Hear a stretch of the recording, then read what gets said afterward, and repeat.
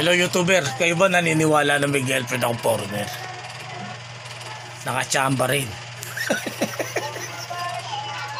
Yan siya sabi ko eh. Ewan ko lang kung seryoso siya. Pero alam ko seryoso siya eh. Kasi ano eh, kung hindi naman siya seryoso, doon ka sa tsaka. Wala namang problema sa akin. Joke lang. Basta mamanlait eh. Hindi sa totoo lang. Ano ko lang yun na biro.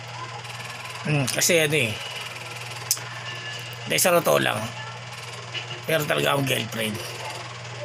Alam niyo kung sino. Marunong siya mag-gitara. Si Avril Lavigne. siguro sa personal guilt na galit siya si Avril. Naghiwalay kami ng boyfriend. Gagaling siguro. Naghiwalay kami ng boyfriend ko dahil sa'yo. O diba? Yan, tunay. Kasi alam mo guys, sa totoo lang, sila pa ni, kinukontent ko yan lagi si Avril. Sa totoo lang. Kasi mag-friend kami niyan. O diba, mula pagkabata, mag-friend na kami niyan ni Avril. Diba na ako ito ko nga sa'yo. Gabo lang kami. O diba, sabay pa nga kami maligo nung bata pa kami. Hindi, joke lang. Joke lang, pares naman nakadamit. O diba, sinasabi ko sa'yo eh, pag umuulan, diba? Sabi, habulin mo ako, no escape. Habulin mo ako, diba? Parang ano eh, no? Hindi ka totoo yun, guys. Sa totoo lang.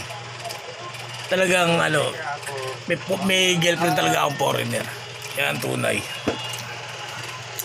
Oo. Basta babae siya. Hindi siya Becky, ha? Basta babae siya. Kasi karamihan naman, diba? Foreigner tapos Becky, di ba?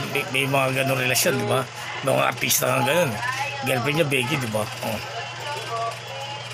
Basta yung importante na yung lalaki, boyfriend niya, lalaki, di ba? Yan ang tunay.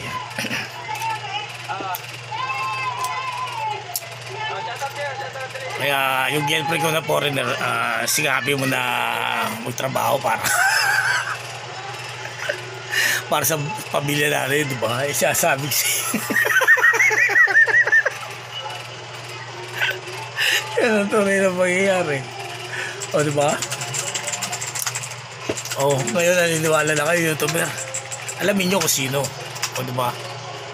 Basta clue. Ano siya? Babae. Basta babae siya. American girl. Basta foreigner nga, foreigner. Hindi ko masabi kung American siya, diba? O